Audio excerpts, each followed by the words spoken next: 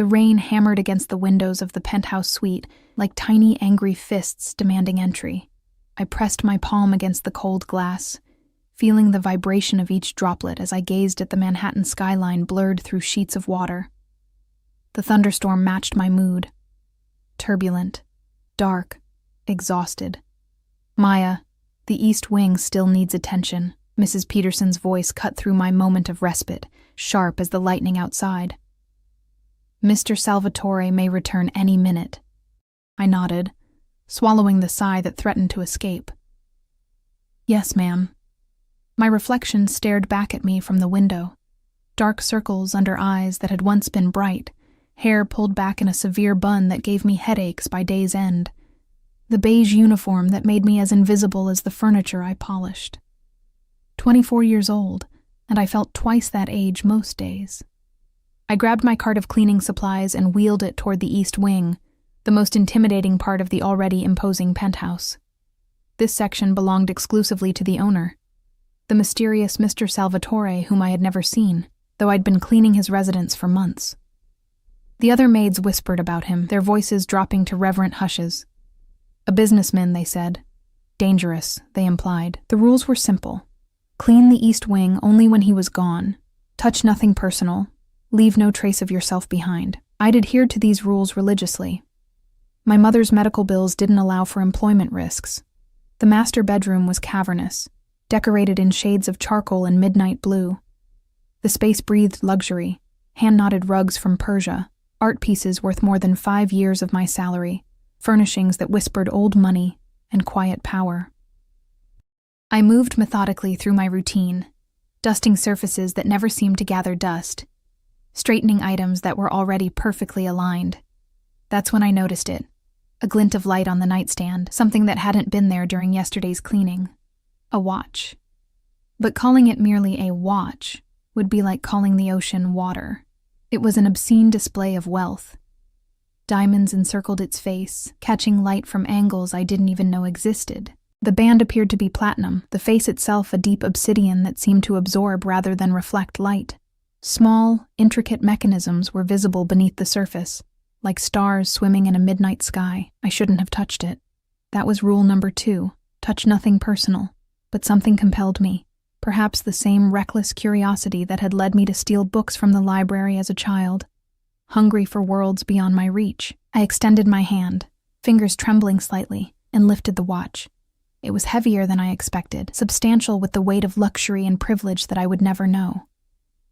I turned it over in my palm, marveling at the craftsmanship, at the tiny engraving on the back. Time reveals all truths. The sudden blaring of my phone shattered the moment. I jumped, the watch slipping from my fingers. Horror flooded through me as it tumbled toward the hardwood floor. A disaster in slow motion. By some miracle, I caught it against my thigh, fumbling it back into my grasp. My heart hammered against my ribs as I clutched it, palms suddenly slick with sweat. I silenced my phone, my sister calling, probably about Mom's newest prescription, and carefully returned the watch to its position, or what I thought was its position. I continued my cleaning, but the watch seemed to follow me with invisible eyes. By the time I finished the room, doubt had crept in. Had it been lying flat, or tilted slightly on its side? Had the face been turned toward the bed or the door? The more I tried to remember, the more uncertain I became. Mrs. Peterson's voice crackled over the intercom. All staff to the service elevator immediately. Mr. Salvatore is arriving. Panic surged through me. I gathered my supplies with shaking hands, casting one last glance at the watch. It winked at me, smug in its perfection, in its belonging. I didn't belong. That fact had never been clearer. The service hallways were a flurry of activity as staff rushed to disappear before the owner's arrival. I kept my head down, pushing my cart toward the service elevator, where other maids already waited, their expressions a mixture of relief and anxiety. "Did you finish the East Wing?" Mrs. Peterson appeared at my elbow, her clipboard clutched to her chest like a shield. "Yes, ma'am. Everything's in order." She nodded curtly. "Good. We won't be returning to that section until tomorrow." The elevator doors slid open, and we filed in like silent shadows. As they began to close, the unmistakable sound of the main elevator arriving echoed through the service corridor. My stomach twisted. Mr. Salvatore, just before the doors sealed us away, I caught a glimpse. Just fragments, really. Polished Italian leather shoes. The edge of what must have been a bespoke suit, a hand adorned with a single platinum ring. And the faintest trace of a scent. Cedarwood and something darker, something that made me think of forbidden things. The image burned into my mind, haunting me long after I'd returned to my tiny apartment in Queens. That night, sleep evaded me. I tossed and turned on my lumpy mattress, the memory of the watch heavy in my thoughts. Something felt wrong, out of place, a persistent itch I couldn't scratch. At 3:17 a.m., I bolted upright, cold sweat beading on my forehead. The watch had been moved, not by me, but before I entered the room. It hadn't been on the nightstand yesterday. It had been on the dresser, placed precisely next to a small crystal dish that held cufflinks. I'd dusted around it, careful not to disturb anything. Someone had moved it. Or worse, it wasn't the same watch. Impossible thoughts swirled through my mind. Had I cleaned the wrong room? No. Impossible. Had someone been watching me? Testing me? The rules echoed in my head, touch nothing personal. I'd broken the cardinal rule. By morning, exhaustion had turned my fear to resignation. If I was fired, I'd find another job. Perhaps not one that paid as well, but I would manage. I always did. I arrived early, anxiety propelling me through the employee entrance and up the service elevator. Mrs. Peterson intercepted me immediately, her face grim.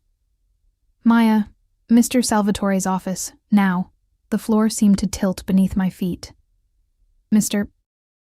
Salvatore wants to see me?" "That's what I said, isn't it?" Her eyes softened fractionally. "He's never requested to speak to staff before." The walk to his office felt like a march to execution. Each step brought me closer to unemployment, to telling my mother we couldn't afford her medication this month. The hallway stretched endlessly, the plush carpet swallowing the sound of my practical shoes. The door to his office was imposing. Dark wood with subtle grain patterns that seemed to form faces if you looked too long. I raised my hand to knock, but a voice from within stopped me. "Enter." The single word carried such authority that my body obeyed before my mind could process it. I stepped inside, keeping my eyes fixed on the carpet. "Look at me." I raised my gaze slowly, prepared for anger, for accusation. Nothing could have prepared me for him. Alexander Salvatore didn't look like a businessman. He looked like a predator dressed in human clothing. Tall and broad-shouldered, he dominated the space not just with his physical presence but with something more intangible, an aura of absolute control. Dark hair swept back from a face that belonged on ancient Roman currency, all sharp angles and classical proportions. But it was his eyes that captured me. Pale blue, almost silver, regarding me with the detached interest of someone studying an unusual specimen. "Maya Reyes," he said, my name sounding different in his mouth, almost musical. 24 years old, 2 years at Prestige Staffing Services, impeccable record, supporting a sick mother and younger sister. Each fact landed like a stone in still water. He knew everything about me. "Sir," I managed, my voice embarrassingly small. "About yesterday. You touched my watch. Not a question." Yes. I'm sorry. It was wrong of me. It won't happen again." A smile curved his lips, not reaching those cold eyes. "No, it won't." He moved around his desk with a predator's grace, and I fought the urge to step back. In his hand, he held the watch. Diamonds catching the morning light streaming through floor-to-ceiling windows. "Do you know what this is worth?" he asked, his voice deceptively conversational. I swallowed. "No, sir." $350,000. More than you'll earn in a decade. The number made me dizzy. My mother's entire treatment could be paid for with that sum, and we'd still have enough left to live comfortably for years. "Yet," he continued, stopping barely a foot away from me, "when you dropped it, yes, I know about that too. Your concern wasn't for its value. You were worried about having moved it from its proper place." I couldn't read his expression. Was this a test? It wasn't mine to touch. Something flickered in those pale eyes. "Integrity," he murmured, almost to himself. How novel. He extended his hand, the watch resting on his palm. "Hold it." "Sir?" Hold it, he repeated, an edge creeping into his tone that made it clear this wasn't a request. With trembling fingers, I took the watch, careful to touch only the edges. Up close, it was even more extraordinary, the craftsmanship evident in every tiny detail. It was my father's, Salvatore said, watching me intently. The only thing of his I kept. I didn't know how to respond to this unexpected confidence. It's beautiful. It's also missing. My head snapped up. Missing? His smile was razor-sharp now. As of this morning when I reported it stolen. The police have been most sympathetic. A theft of this magnitude, well, it carries serious charges. The watch suddenly felt like it was burning my skin. But I didn't. Of course you didn't. He plucked it from my hand, his fingers brushing against mine. A jolt of electricity shot up my arm at the contact. But who would believe you over me? The room seemed to shrink, the air thinning. I struggled to breathe as the implication became clear. What do you want? I whispered. Alexander Salvatore studied me with those unnerving eyes, and I had the distinct feeling he was seeing past my uniform, past my skin, directly into the core of me. I want you to marry me. The words hung in the air between us. Absurd, impossible. I waited for the punchline, for some explanation that would make sense of this madness. None came. You can't be serious. I'm always serious, Ms. Reyes. Particularly about matters of business. Marriage isn't business, I protested, finding my voice at last. His laugh was low and without humor. Everything is business. In this case, you have something I need. I have something you need. A simple transaction. What could I possibly have that you would need? His eyes traveled over me, not in the leering way I'd experienced from men on the subway, but as if assessing the value of a painting. Legitimacy, respectability, a certain image that my business partners expect. And what do I need? Freedom from prison, financial security for your family, your mother's medical bills paid in full. He tilted his head. Shall I continue? My mind raced, searching for the trap, for the cruel joke. Why me? You could have anyone. Anyone would want my money, he said dismissively. You've proven you don't care about that. You care about doing what's right. That's useful to me. This is insane, I whispered. Perhaps. You have until tomorrow morning to decide. If you accept, the watch was never stolen. You become my fiancée, then my wife. Your family wants for nothing. If you refuse, he shrugged eloquently, the police are quite determined to find the thief of such a valuable item. He turned away, a clear dismissal. Either way, you no longer work here as of today. Mrs. Peterson will see you out. I stood frozen, unable to process what had just happened. Oh, and Maya. He glanced over his shoulder, those pale eyes piercing through me. Don't make the mistake of running. I would find you. I had no doubt that he would. As I gathered my few belongings under Mrs. Peterson's confused supervision, a terrible understanding settled over me. In trying to do the right thing, in being honest, I had somehow triggered this nightmare. And now I faced an impossible choice. Marriage to a dangerous stranger or destruction of everything I loved. The watch had been right after all. Time reveals all truths. And the truth was, my life as I knew it was over. The subway ride home was a blur. Faces passed like ghosts, the rattling of the train merely background noise to the storm in my mind. Marriage. The word itself felt foreign, disconnected from my reality, and marriage to him, to Alexander Salvatore, was beyond comprehension. My tiny apartment greeted me with its familiar shabbiness, the leaky faucet in the kitchenette, the second-hand furniture arranged to hide water stains on the walls, the stack of medical bills on the coffee table, each one stamped with increasingly urgent red lettering. I collapsed onto the sofa, my uniform still on, and pressed my hands against my eyes until colorful patterns swirled in the darkness. What did I really know about Salvatore? The staff whispers painted him as ruthless in business, possessing connections that stretched from Wall Street to places better left unmentioned. There were rumors, always carefully spoken in hushed tones, about the true nature of his wealth. Words like family business, took on sinister meanings in these conversations. A mafia boss. That's what they never said aloud, but always implied. My phone buzzed, startling me from my thoughts. A text from an unknown number. A car will collect you at 8 p.m. Dinner, dress appropriately, as my first instinct was to refuse, to barricade myself in this apartment, and pretend none of this was happening. But the reality of my situation pressed down like a physical weight. I had no job. My mother's treatment required money I no longer had access to, and somewhere in the city, paperwork for a theft I didn't commit might already be making its way through the system. I had no real choice. At 7:58 p.m., I stood on the curb outside my building, wearing the only dress I owned that could possibly qualify as appropriate. A navy blue sheath dress I'd bought secondhand for job interviews. My hair fell in loose waves down my back, free from its usual severe bun. The makeup I rarely wore felt like a mask on my face. A sleek black Bentley slid to the curb precisely at 8 p.m. A mountain of a man emerged from the driver's seat, shaved head, neck as thick as my waist, wearing a suit that barely contained his muscular frame. He opened the rear door without a word. Alexander Salvatore sat inside, darkness and luxury surrounding him like a second skin. He wore a charcoal gray suit that probably cost more than a year of my rent, a blood-red tie the only splash of color. The watch, that damned watch, gleamed on his wrist. Ms. Reyes. He didn't smile, didn't move to make space for me. He simply watched as I hesitated at the threshold of his world. I took a breath and slid into the leather seat beside him, immediately enveloped by his scent. That same cedarwood, and something darker.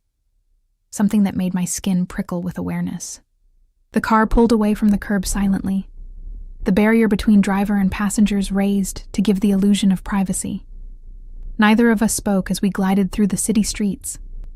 I stared out the window, watching my familiar world pass by, feeling as though I was being carried away from everything I knew. You have questions. His voice broke the silence, deep and smooth like aged whiskey. Hundreds, I admitted, still watching the city rather than facing him. Ask them. I turned to him then, studying the harsh planes of his face in the passing streetlights. Why marriage? Why not just hire me to play a role? To be seen with you? A muscle ticked in his jaw. Because I don't do things halfway, Ms. Reyes. And because what I need cannot be accomplished with half measures. And what exactly do you need? His gaze was steady, calculating. My business requires a certain restructuring. The old ways are changing. To secure my position, I need to present a specific image to certain partners and rivals alike. A stable man with a respectable wife is taken more seriously than a bachelor with a reputation. So I'm just part of your image rehabilitation. You say that as if it's a small thing. He leaned forward slightly. Image is everything in my world. Perception creates reality. The car slowed, turning into a private entrance of what appeared to be an exclusive restaurant. Before I could ask another question, we were stopping, the mountain man driver opening the door. Salvatore exited first, then extended his hand to me. I stared at it for a moment before placing my fingers in his. His hand was warm, unexpectedly calloused for a man of such wealth. He didn't release me after I stepped out, but instead tucked my hand into the crook of his arm, pulling me close enough that I could feel the solid wall of his chest against my side. Smile, he murmured, his lips barely moving. We're madly in love. The restaurant was like something from another world. No sign marked its existence, just a discreet door with a single attendant who nodded deferentially as Salvatore approached. Inside, soft lighting illuminated what appeared to be only a dozen tables, each set far from the others, creating islands of privacy in the dimly lit space. Every head turned as we entered. I felt the weight of calculating gazes, the silent assessments and whispered questions. Alexander Salvatore with an unknown woman. A nobody, a maid. I straightened my spine, refusing to shrink under their scrutiny. The maitre d' led us to a table in the corner, the best in the house, I guessed, based on the subtle nods of acknowledgement Salvatore received as we passed. A bottle of wine already waited, breathing in a crystal decanter. Your usual table, Mr. D. Salvatore, the maitre d' murmured, pulling out my chair with practiced elegance. Salvatore's hand lingered at the small of my back before I sat, a possessive touch that sent unwelcome heat racing up my spine. He took his seat across from me, those pale eyes never leaving my face. "My usual guests will be joining shortly," he said once we were alone. "Before they arrive, you should know what's expected." "I haven't agreed to anything yet," I reminded him, clinging to this last shred of autonomy. His smile was cold. "And yet, here you are." The truth of that statement stung. I had walked willingly into his car, into this restaurant. I was already playing his game, whether I admitted it or not. "These men are business associates," he continued. "They believe we've been seeing each other privately for some time. Tonight is merely the public acknowledgement of our relationship. And if I don't play along?" His expression didn't change, but something dangerous flickered in those pale eyes. "Then your mother's medical insurance might experience unfortunate complications. Your sister's scholarship to NYU might be reconsidered. The apartment you live in might suddenly be sold to a developer interested in immediate renovation." He sipped his wine. "But these things wouldn't happen if you were the fiancé of Alexander Salvatore." Each threat was delivered in the same conversational tone one might use to discuss the weather. The casualness of it chilled me more than any outburst of anger could have. "You've investigated my entire life. Knowledge is power, Ms. Reyes. I make it a point never to enter a situation unprepared." Before I could respond, I noticed his attention shift to something beyond my shoulder. His expression transformed subtly.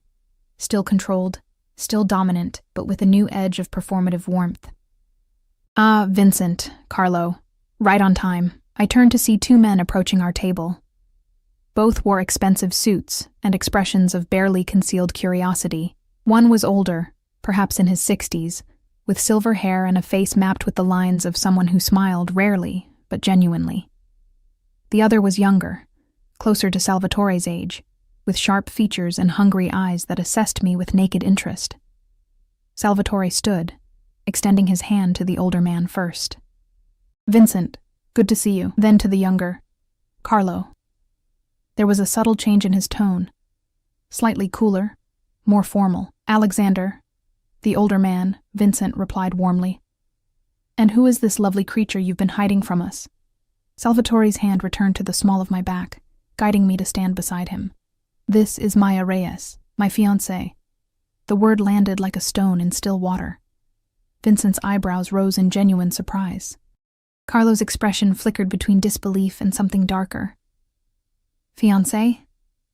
Vincent recovered first, taking my offered hand and pressing it between both of his. "My dear, what a delight. Alexander has been most secretive about you." "The best treasures are kept hidden," Salvatore said, his arm snaking around my waist, pulling me against him with subtle pressure. Until the right moment, I forced my lips into a smile, leaning into him as if this proximity was natural, desired. He's a man who values his privacy. "And you, my dear?" Vincent asked, studying me with shrewd eyes. "What do you value?" I felt Salvatore's attention sharpen, waiting for my answer. This was a test, my first. "Loyalty," I said, the word coming unbidden to my lips. "And truth, even when it's difficult to hear." Vincent's smile deepened, genuine approval warming his eyes. "She'll be good for you, Alexander. God knows you need someone who'll stand her ground." Carlo finally spoke, his voice smooth as oil on water. "How did you two meet?" Alexander doesn't typically move in diverse social circles. The subtle barb wasn't lost on me. I was being reminded of my place, or rather, my lack of one in their world. Salvatore's grip tightened fractionally on my waist. Maya was working at the Vanguard Gallery opening, the one showcasing the Caravaggio acquisition. I kept my expression neutral, following his lead. I'd never set foot in an art gallery that wasn't free to the public. She was the only person there who recognized the forgery they were trying to pass off as authentic. His thumb traced small circles against my hip, a disturbingly intimate gesture. "Intelligence is irresistible," Vincent laughed. "Indeed it is. Well, let's sit and celebrate this unexpected news." Throughout dinner, I played my part. I smiled at the right moments, spoke when spoken to, and maintained the careful facade of a woman in love with a dangerous man. Salvatore never released me entirely. His hand always found its way back to mine, to my shoulder, to my waist. A constant reminder of his claim, of my captivity. The conversation flowed around topics I barely understood, property developments with thinly veiled implications of activities that couldn't possibly be legitimate, political connections mentioned with knowing looks, references to family matters that clearly had nothing to do with blood relations. I was in the presence of monsters who wore bespoke suits and drank 100-year-old whiskey, and I was being claimed by the most dangerous one of all. As the evening wore on, I excused myself to the restroom, desperate for a moment alone to collect myself. In the elegant privacy of the marble-lined space, I gripped the edge of the sink, staring at my reflection. I barely recognized myself. The careful makeup, the styled hair, the look in my eyes like a trapped animal assessing escape routes. The door opened behind me. I expected another patron, but instead, Carlo slipped inside, locking the door behind him. Alarm surged through me. "What are you—" "Shh." He moved closer, his cologne too strong, too sweet. "I just wanted a moment to talk privately, to understand." I straightened, keeping the sink between us. "Understand what? What you're really after?" His smile didn't reach his eyes. "Alexander doesn't fall in love, certainly not with, well..." His gaze traveled over me dismissively. "So I have to wonder what's really happening here. That's between Alexander and me." I was surprised by the steadiness of my voice. He laughed, a sound entirely without humor. "You're good, very convincing, but let me give you some friendly advice." He leaned forward, invading my space. "Whatever he's paying you, whatever game you're playing, get out now. Alexander doesn't share his toys. Once you're his, you'll never be free again." "I should get back to the table," I said, sidestepping toward the door. He moved faster than I expected, his hand gripping my upper arm. "He'll destroy you, you know. It's what he does. Collects perfect things and breaks them just to prove he can." Before I could respond, the door crashed open, the lock splintering as if it were made of matchsticks. Salvatore filled the doorway, his face a mask of cold fury. Carlo released me immediately, stepping back. "Alexander, I was just getting out." Salvatore's voice was soft, terrifyingly so. "Now." Carlo slipped past him, careful not to make contact. Salvatore's eyes never left me, assessing, calculating. "Did he touch you?" The question surprised me. Just my arm. Something flashed in those pale eyes, something primitive and violent. He stepped forward, hands rising to frame my face. His touch was gentler than I expected, thumbs brushing my cheekbones as he studied me. "No one touches what's mine," he said softly, the words falling between us like a promise. Or a threat. I should have been repulsed by his possessiveness. Instead, I felt something darker, more primal respond within me, a shameful heat that curled low in my belly. "I'm not yours," I whispered, the words lacking conviction even to my own ears. His smile was knowing, predatory. "Not yet. But you will be." He leaned forward, his breath warm against my ear. "You already know you're going to say yes to my proposal, Maya. I can see it in your eyes, the resignation, the surrender. But I don't just want your surrender." His lips brushed the shell of my ear, sending shivers down my spine. "I want your submission, your loyalty, your fire." He pulled back, those pale eyes burning into mine. "And I'll have it, one way or another." My heart hammered against my ribs, a trapped bird desperate for escape. Because the most terrifying thing wasn't his threat. It was that some dark, hidden part of me wanted to give him exactly what he demanded. As he led me back to the table, his hand possessive at the small of my back, I realized I was walking willingly into a gilded cage, and I wasn't entirely sure I wanted to find the key. Block 3. Morning light filtered through my thin curtains, painting stripes across my bed. I hadn't slept. How could I, when my mind replayed the events of the previous night on an endless loop, the restaurant, the business associates, Carlo's warning, and most of all, Salvatore's words in the bathroom, his breath hot against my skin. "I don't just want your surrender, I want your submission, your loyalty, Your fire. I pushed myself up, wincing at the stiffness in my neck from tossing and turning all night. My phone screen showed 7:02 a.m. and 3 missed calls from my sister, Elena. I should call her back, but what would I say? Sorry I missed your calls. I was busy being blackmailed into marriage by a man who's probably a mafia boss. The absurdity of my situation hit me anew, a wave of hysterical laughter bubbling up and dying in my throat. A sharp knock at my door cut through the morning quiet. I froze.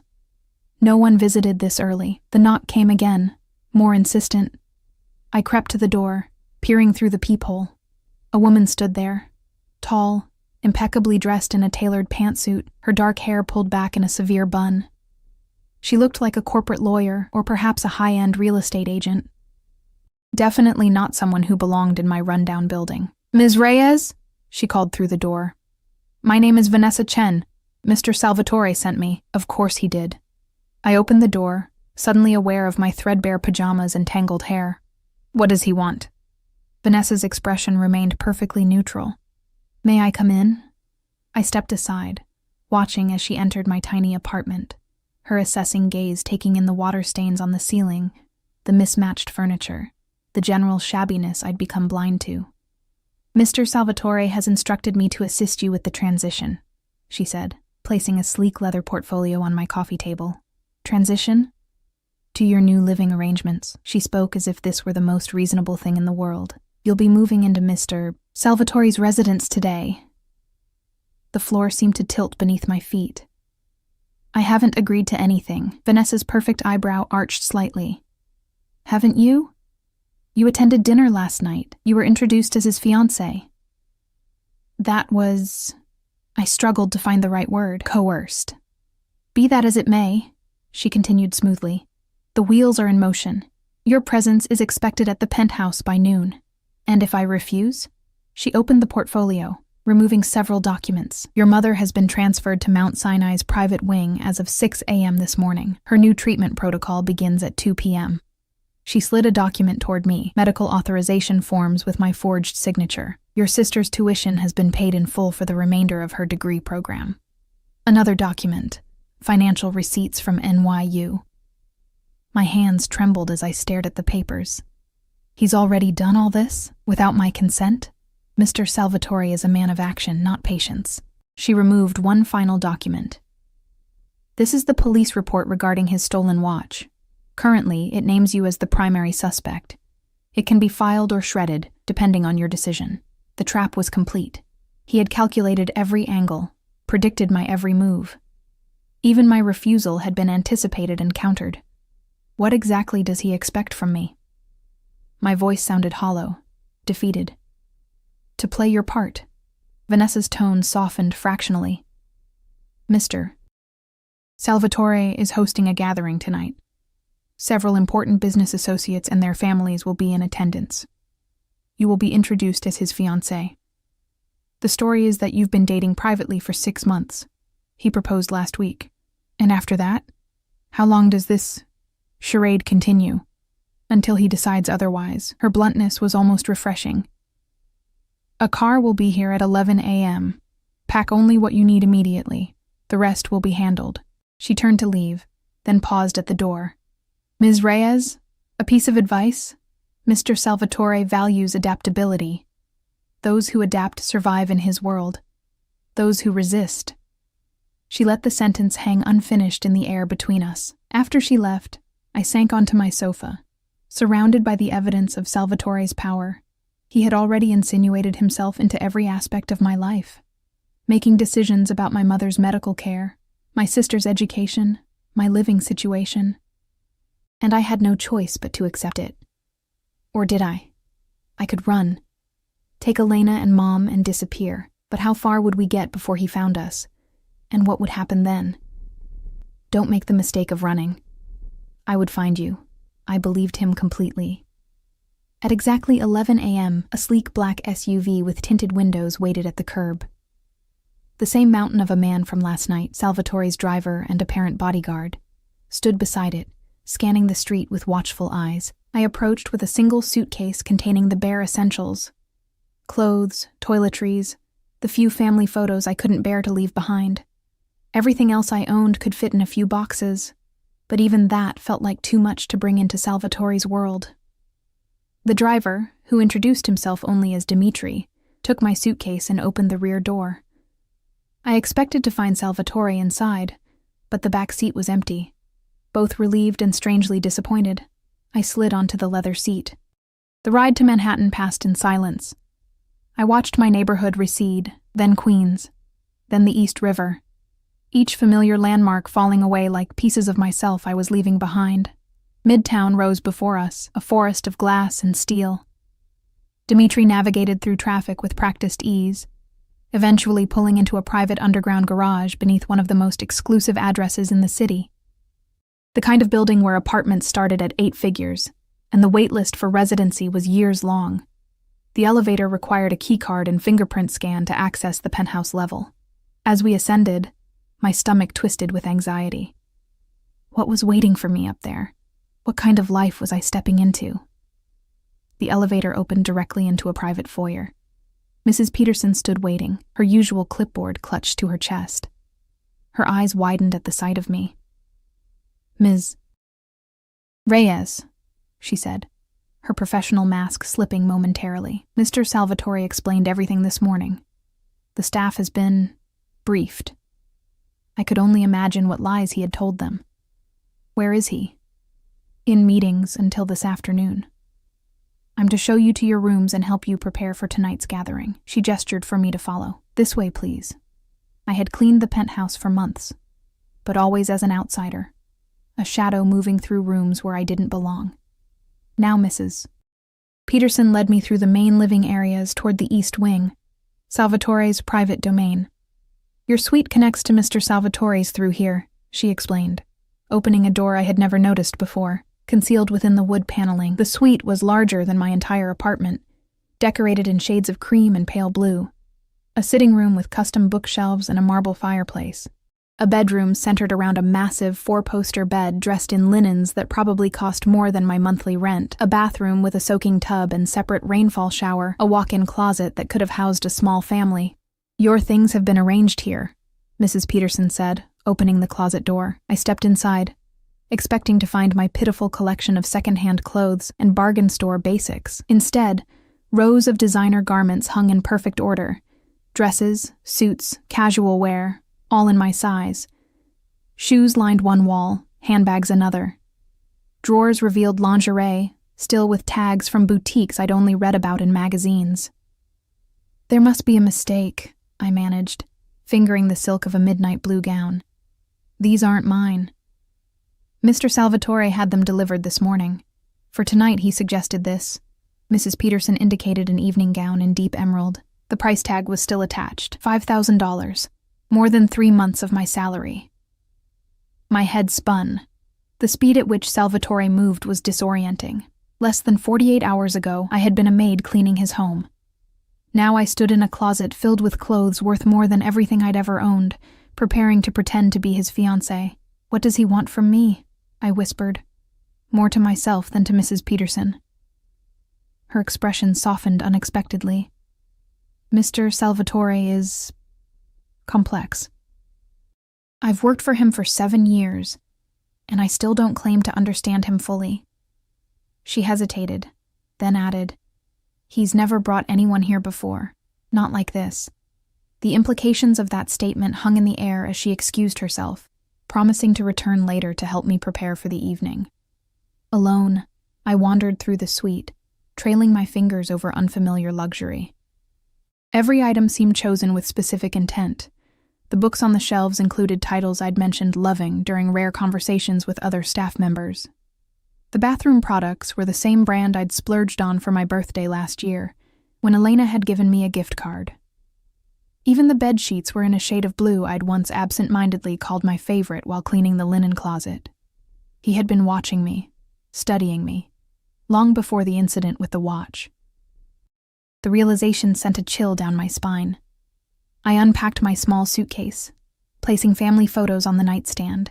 My mother before her illness had hollowed her out. Elena at her high school graduation. The 3 of us at Coney Island years ago. These fragments of my real life looked out of place among the carefully curated luxury. Exhaustion suddenly overwhelmed me. I sank onto the edge of the bed, the mattress yielding beneath me like a cloud. Just a short rest, I told myself, curling onto my side fully clothed. Just a moment to gather my strength. I woke to darkness and the sensation of being watched. Salvatore stood in the doorway between our suites, his powerful frame silhouetted against the light behind him. I bolted upright, disoriented and vulnerable. "You've been asleep for hours," he said, his voice low and smooth. "I told them not to wake you." I scrambled to my feet, suddenly aware of my rumpled clothes and messy hair. "What time is it?" "Nearly 7. Guests will begin arriving at 8. He stepped into the room, and I fought the urge to back away. "Did Ms. Chen explain everything? That I'm to pretend to be madly in love with you?" "Yes, that was covered." His mouth curved in that not-quite smile that never reached his eyes. "Not pretend, Maya. Embody. There's a difference." He moved closer, and I held my ground though every instinct screamed to retreat. He smelled of that same intoxicating blend of cedarwood and something darker, something that made my pulse quicken despite myself. "Tonight is important," he continued. "The people attending need to believe completely in our relationship." "Why? What's the point of all this?" I gestured to the room, the clothes. "What game are you playing?" Something dangerous flickered in his pale eyes. "It's not a game, it's survival." Before I could question him further, he reached out, his fingers brushing a strand of hair from my face. I flinched at the unexpected contact. "You're afraid of me," he observed, his tone making it impossible to tell if this pleased or disappointed him. "Shouldn't I be? You've threatened my family, my freedom. You've forced me into whatever this is." "Not forced," he corrected. "Incentivized." A surge of anger cut through my fear. "Is that what you tell yourself to justify manipulation and blackmail?" For a moment, genuine surprise crossed his features, quickly masked by his usual control. "Interesting. Most people wouldn't dare speak to me that way. Most people probably have more to lose, or less courage." His gaze intensified, studying me with renewed interest. "The bathroom downstairs has been prepared for you. Bath drawn. Everything you need laid out. Wear the emerald dress. I'll send someone to help with hair and makeup in 20 minutes. He turned to leave, then paused. "One more thing. Tonight you'll notice a man named Dominic Russo. Mid-50s. Scar on his right cheek. Stay away from him." "Why?" Salvatore's expression hardened. "Because I said so." After he left, I remained frozen for several moments, trying to process the encounter. The power dynamics between us were constantly shifting. He controlled every aspect of the situation, yet seemed almost intrigued by my defiance. The bathroom downstairs was a marble sanctuary, steam rising from a massive soaking tub filled with fragrant water. I sank into the heat, allowing it to ease the tension from my muscles, if not my mind. Everything had been arranged with meticulous attention to detail. My preferred bath products, plush towels warmed on a heated rack, even a glass of white wine placed within easy reach. Golden handcuffs. That's what this luxury represented. The more comfortable I became in this world, the harder it would be to leave, if leaving was even an option. By 8 o'clock, I barely recognized myself in the mirror. The emerald dress hugged my figure before flowing to the floor in liquid silk. My hair had been arranged in an elegant updo by a stylist who had arrived precisely when Salvatore said she would. My makeup was flawless, enhancing rather than masking my features. Emerald earrings that matched the dress perfectly hung from my ears, another gift from my captor. I looked like I belonged in Salvatore's world. The thought was both thrilling and terrifying. A soft knock at the door announced Mrs. Peterson. "Mr. Salvatore is waiting for you in the main living room. The first guests have arrived." I took a deep breath, steadying myself.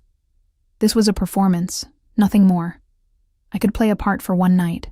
Salvatore stood near the floor-to-ceiling windows, Manhattan glittering behind him like his personal kingdom. He wore a black suit that emphasized the breadth of his shoulders, the trim line of his waist. The suit was undoubtedly bespoke, fitting him with a precision that bordered on obscene. The diamonds in his watch caught the light as he turned, seeing me enter. For a moment, something unguarded flashed across his face, something that looked almost like genuine appreciation. Then his mask slipped back into place. "Perfect," he said, extending his hand to me. I crossed the room, hyper-aware of the other guests already watching us with curious eyes. As I reached him, Salvatore pulled me close, his lips brushing my ear. "Remember," he murmured, "we're madly in love. You can't keep your hands off me. I can barely control myself around you." His words sent an unwelcome heat through me. I forced a smile, placing my hand in his. "I'm an excellent actress. We'll see." The gathering was smaller than I expected. Perhaps 30 people, all exuding the same aura of wealth and subtle danger as Salvatore himself. Vincent from the previous night was there with the elegant woman I assumed was his wife. Carlo lurked near the bar, his hungry gaze following me until Salvatore's cold stare made him look away. And then there was Dominic Russo. I identified him immediately by the scar on his cheek, a pale line that ran from his right eye to the corner of his mouth. Unlike the others, who wore their wealth like a second skin, Russo seemed uncomfortable in his expensive suit, constantly adjusting his collar as if it choked him. Salvatore kept me at his side as he moved through the room, one hand always touching me, at my waist, the small of my back, fingers entwined with mine. He introduced me as my fiancée, Maya, with a possessive edge that left no room for questions. I smiled and nodded and played my part, all the while feeling Russo's gaze following us, calculating and cold. "Alexander," a woman's voice cut through the general conversation, sharp as a blade. "Aren't you going to introduce me to your fiancé?"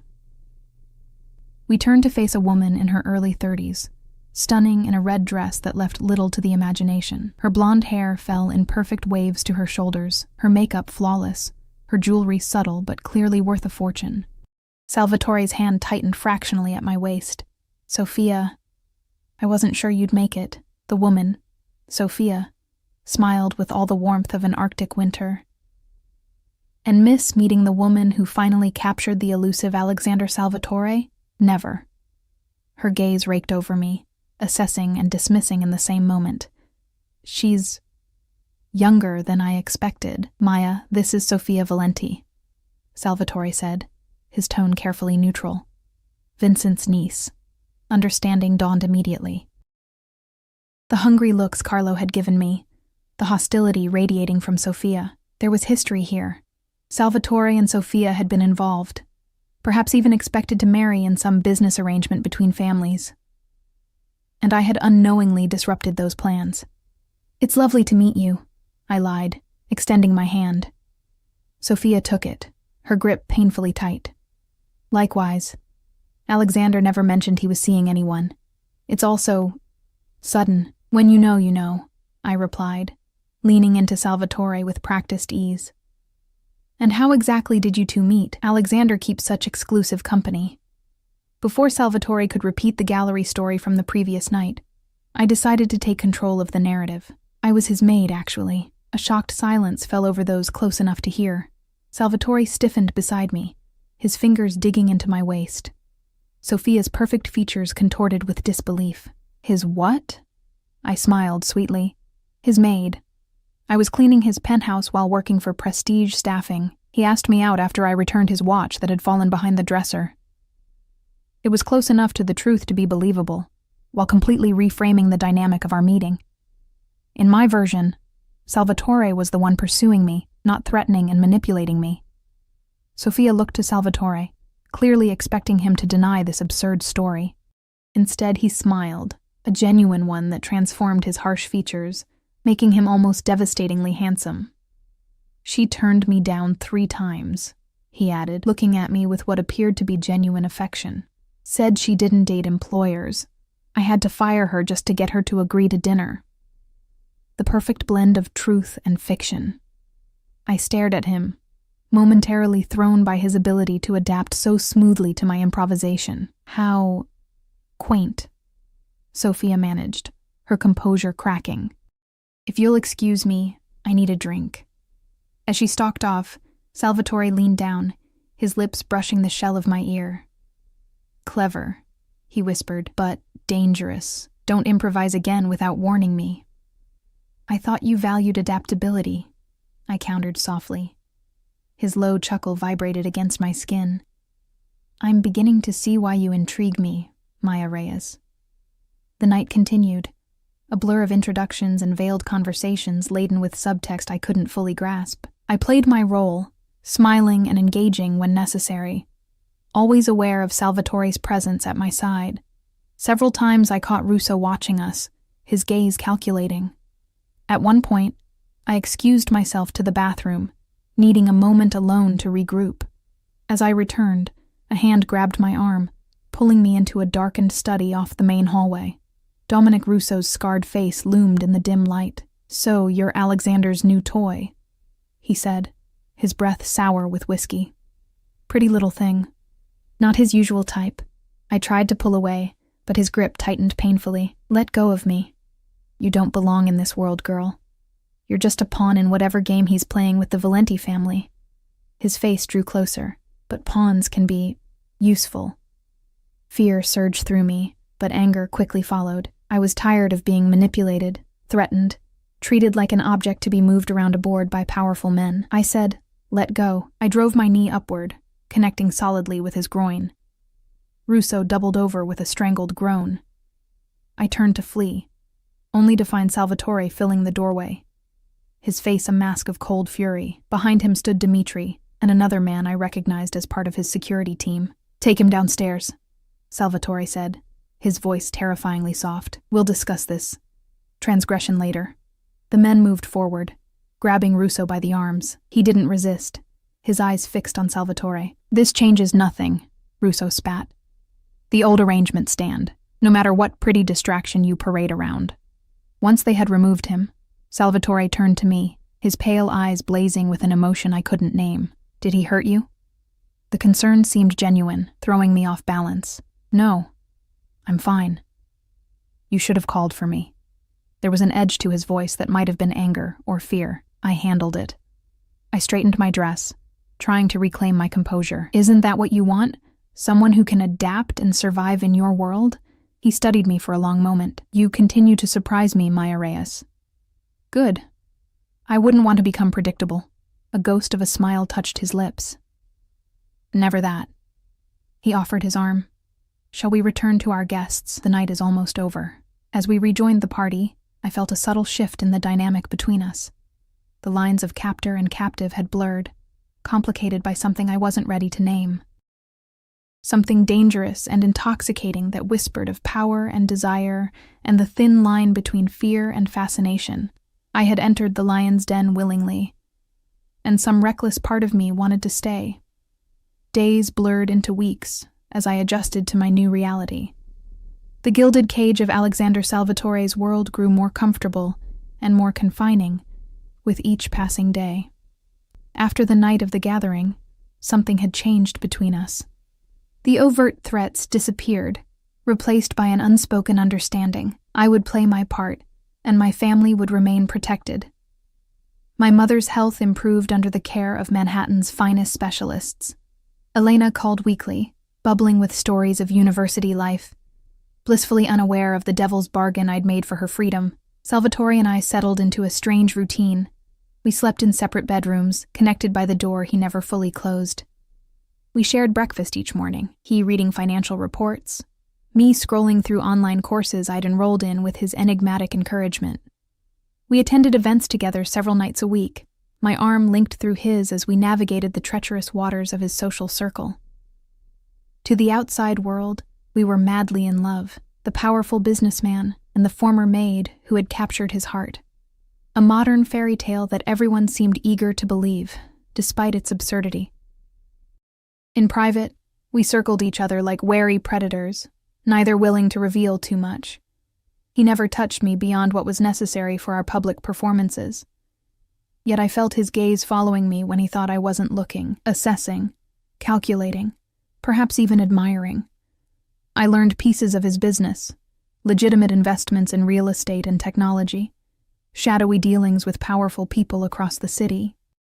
No one ever spoke directly of illegal activities, but the implications hung in every carefully worded conversation, every sudden silence when I entered a room. I also learned about Sofia Valenti and the marriage that had been all but arranged between Salvatore and Vincent's niece. a union of two powerful families that would have consolidated territories and prevented bloodshed. My presence had disrupted this careful balance, earning me Sophia's undisguised hatred and the curiosity of everyone in their circle. Dominic Rousseau disappeared after the night of the gathering. No one mentioned him, but I noticed increased security around the penthouse, Dimitri's watchful presence whenever I left the building. One morning, exactly 6 weeks after I'd moved in, Salvatore entered the kitchen as I was finishing my coffee. "We're having dinner with your family tonight," he announced without preamble. I nearly dropped my cup. "What?" "Your mother has been asking to meet me. It seems my absence has been noted." Of course it had. In my weekly hospital visits, I'd maintained the fiction that I was dating Alexander Salvatore, that we were taking things slowly, that he was often traveling for business. I hadn't dared mention engagement or marriage, hoping to shield my mother from the complex truth. "That's not necessary," I said carefully. "It is if we're to maintain the narrative." His tone left no room for argument. "I've arranged for a private room at her treatment center. Your sister will join us." Panic clawed at my throat. "Alexander, please, don't drag them into this." His expression softened fractionally. "I'm not the villain you believe me to be, Maya. You blackmailed me into pretending to be your fiancé, and yet here you are, 6 weeks later, still wearing my ring." He nodded toward the enormous diamond that weighed down my left hand, another prop in our elaborate show, still in my home, sharing my life.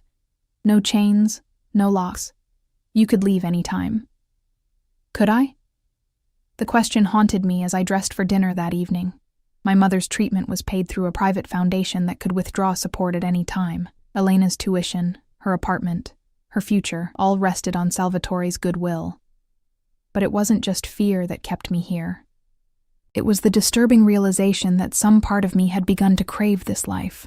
The luxury, yes, but also the sharp-edged dance with Alexander, the verbal sparring, the moments when his mask slipped, revealing glimpses of something almost human beneath the monster. I chose a simple blue dress for dinner, elegant but not ostentatious. When I emerged from my suite, Salvatore waited in the hallway, as impeccably dressed as always in a charcoal suit that emphasized the breadth of his shoulders, the lean strength of his frame. His gaze traveled over me, lingering on the gentle waves of my hair falling loose around my shoulders. "You look beautiful," he said, the compliment offered as a simple statement of fact. The private room at the treatment center had been transformed. Gone were the clinical furnishings, replaced with an elegant dining table, soft lighting, flowers that filled the space with fragrance. My mother sat in a comfortable chair by the window, looking healthier than I'd seen her in years. Elena paced nervously, stopping mid-stride when we entered. "Maya." My mother's face lit up. She struggled to rise, and I rushed to her side. "Don't get up, Mom." I hugged her gently, breathing in the familiar scent of her perfume. "So this is the mysterious Alexander." She extended her hand, studying him with the shrewd gaze that had never missed anything throughout my childhood. Salvatore took her hand, his touch surprisingly gentle. "Mrs. Reyes, it's a pleasure to finally meet you. Maya speaks of you constantly. Does she?" My mother's eyes twinkled. "She's been quite mysterious about you." Elena hugged me fiercely, whispering in my ear, "He's gorgeous." "Why didn't you tell me?" I forced a smile, watching as Salvatore greeted my sister with practiced charm. He pulled out chairs for both my mother and Elena, his manners impeccable. Throughout dinner, a meal prepared by a private chef and served by discreet staff, I waited for something to go wrong. For Salvatore to reveal his true nature, to say something threatening, to somehow expose our arrangement for the sham it was. Instead, he was perfect. He answered my mother's gentle probing with carefully constructed half-truths that aligned with the fiction I'd created. He expressed genuine interest in Elena's studies. He charmed them both effortlessly, just as he had charmed his way into my life. "Tell me, Alexander," my mother said as dessert was served. "What are your intentions with my daughter?" "Mom," I protested, mortification heating my cheeks. Salvatore's hand covered mine, warm and steadying. "It's a fair question." He turned to my mother, his expression more open than I'd ever seen it. "I intend to marry her, Mrs. Reyes. With your blessing." The sincerity in his voice was so convincing that for a moment, even I believed him. My mother's eyes filled with tears. "Maya has always been my strong one. She sacrificed so much for our family. She deserves someone who recognizes her worth." "I recognize it," Salvatore said softly, "every day." Later, as we rode back to the penthouse in silence, I stared out the window at the passing city lights, trying to process what had happened. "Your mother is remarkable," Salvatore said finally. "I see where you get your strength. Don't." My voice was sharp with emotion. "Don't pretend this is real." "What is real, Maya?" He turned to face me, his pale eyes intent in the dim light of the car. "The circumstances that brought us together? Or what's happened since? This is business for you. A transaction." "Is it?" His hand moved to my face, fingers tracing the curve of my cheek with unexpected tenderness. "Then why can't I stop thinking about you? Why do I find myself creating excuses to be in the same room with you? Why does the thought of you leaving fill me with dread?" I pulled away, confused by the emotion in his voice, by my own reaction to his touch. "Stop. This isn't part of our arrangement. Perhaps the arrangement has changed." Before I could respond, the car stopped in front of our building. Dimitri opened the door, and the moment shattered. That night, I lay awake in my bed, replaying Salvatore's words. Perhaps the arrangement has changed. What did that mean? What did he want from me now? The door between our rooms stood partially open as always. Through it, I heard him moving restlessly, his footsteps pacing the floor. At least I wasn't the only one who couldn't sleep. Eventually, I rose, wrapping myself in a silk robe that had appeared in my closet weeks ago. I moved to the doorway, watching as Salvatore stood at his window, the city lights illuminating his powerful silhouette. "Alexander," I said softly. He turned, and the naked emotion on his face stole my breath. Longing, confusion, desire. All the things I'd been fighting within myself. "What are we doing?" I asked. He crossed the room slowly, stopping an arm's length away, close enough that I could feel the heat radiating from his body, smell the intoxicating scent that was uniquely his. "I don't know anymore," he admitted, vulnerability replacing his usual control. "This began as strategy, as business. But you've become," he struggled for words, "an unprecedented occurrence, necessary. Necessary. To my peace of mind, to my ability to function, to my—" He reached for me, his hand hovering just above my cheek without making contact. "I find myself wanting things I have no right to want, Maya. I should have stepped back, maintained the barrier between us." Instead, I leaned into his touch, my eyes closing as his palm cradled my face. "What do you want?" I whispered. His thumb traced my lower lip. "Everything. All of you. Not because of threats or arrangements, but because you choose it. Choose me." The honesty in his voice undid me. 6 weeks of tension, of fear and confusion and unwanted desire crystallized into a single moment of clarity. I rose on tiptoes, pressing my lips to his. His response was immediate and overwhelming. Alexander's arms encircled me, pulling me against the solid wall of his chest as his mouth claimed mine with a hunger that stole my breath. There was nothing gentle in this first real kiss. It was possession, need, the culmination of weeks of tension finally breaking. My hands found his shoulders, his neck, the short hair at the nape that was softer than I'd imagined. He walked us backward until my spine met the doorframe, his body pressing into mine with delicious pressure. His tongue traced the seam of my lips, seeking entry, and I opened to him willingly, desperately. A low groan rumbled from his chest as the kiss deepened, his hand sliding down my sides, over my hips, gathering the silk of my robe in his fists. My head swam with sensation, with the taste of him, whiskey and mint, and something darker that made my knees weak. It was madness. Stockholm Syndrome, perhaps, or simply the inevitable result of 6 weeks of forced proximity to a man whose danger and power exerted their own gravitational pull. But in that moment, I didn't care about the psychology. I only knew that I wanted, needed, this connection. Alexander pulled back slightly, his breathing ragged, his pale eyes dark with desire. "Maya," he said, my name a prayer or a curse on his lips. "Tell me to stop." "No," I whispered, my fingers curling into the fabric of his shirt. "Don't stop." His forehead pressed against mine, our breath mingling in the narrow space between us. "If we cross this line," he said, voice strained with the effort of control, "everything changes. There's no going back." I know. And I did know. Knew that whatever game we'd been playing, whatever arrangement we'd made, was about to transform into something far more complex, more dangerous. "I don't want to go back." He studied my face, searching for hesitation, for fear. Finding none, he lifted me into his arms with effortless strength, carrying me toward his bed. My heart hammered against my ribs, anticipation and nervousness tangling in my stomach as he laid me gently on sheets that smelled of him. Alexander stood over me for a moment, his gaze traveling the length of my body with such intensity I could almost feel it like a physical touch. Then he was beside me, around me, his weight a welcome anchor as his mouth found mine again. What followed was a revelation, not just of physical pleasure, though there was plenty of that as we explored each other's bodies with increasing urgency. The true revelation was in the vulnerability Alexander showed, the control he surrendered as he whispered my name against my skin, as he shuddered beneath my touch. For those hours, the power imbalance between us dissolved.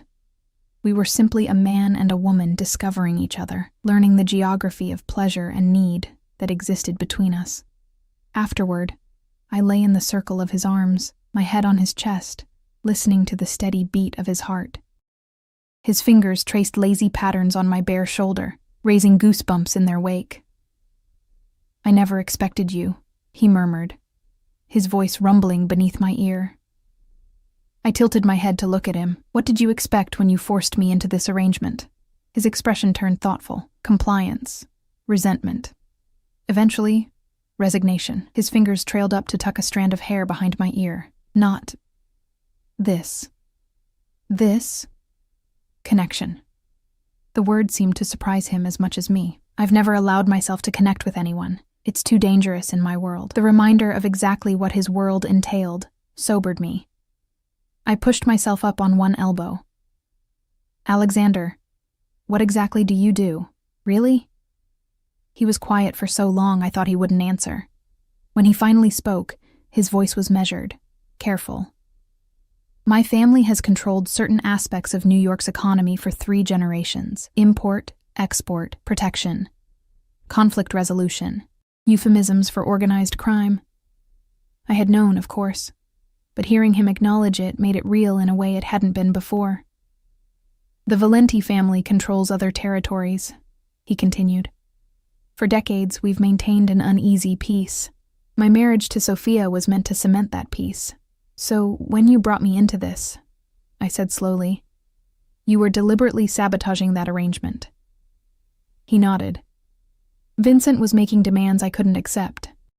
Using the marriage to leverage control over my operations. I needed a reason to break the agreement without triggering open conflict. I was your excuse. The realization stung, despite everything. A nobody he couldn't object to without losing face." Alexander's hand cupped my cheek, turning my face to his. "At first," he admitted. "But you became much more than that. You became necessary." I finished for him, remembering his word from earlier. "Yes." His thumb traced my lower lip. "Necessary. Essential." I wanted to believe him.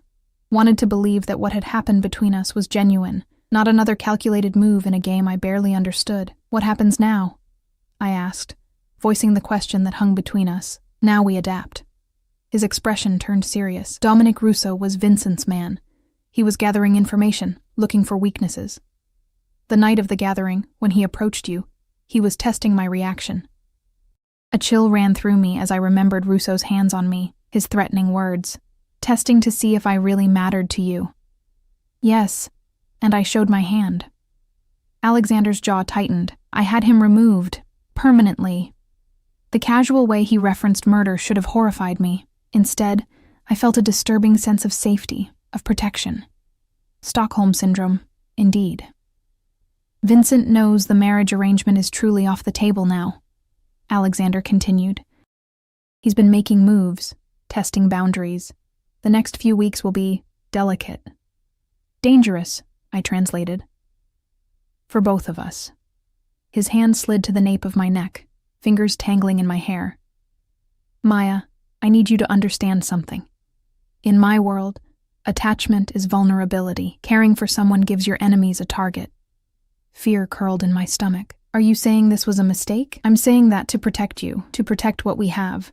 I need to be more careful than I've ever been. His eyes held mine, intense and serious.